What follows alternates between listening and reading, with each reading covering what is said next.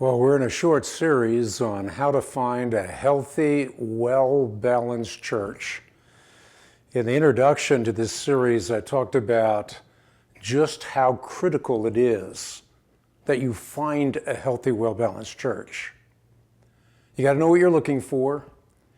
And the first thing you're looking for, and there's nothing more preeminent than this, it is a church in which you can worship God in spirit and in truth. In other words, when you walk into a church, you got to remember, this is not about what you're going to get. Get a good sermon, get good music.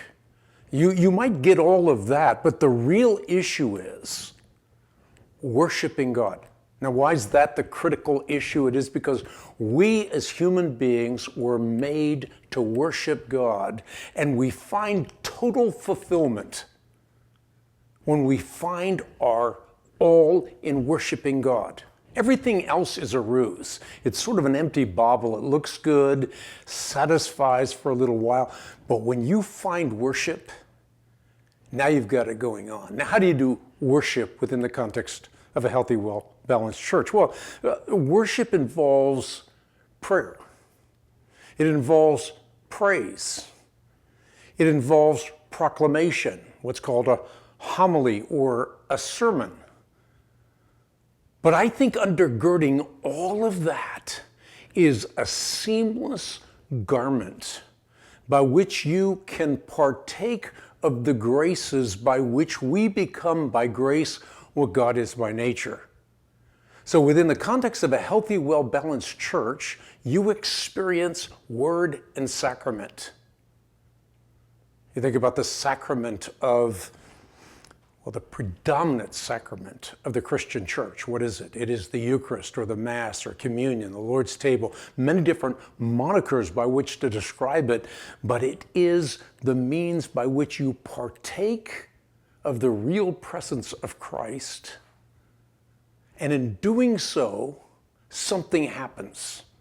You experience both created and uncreated energy. We have bios, we have biological energy.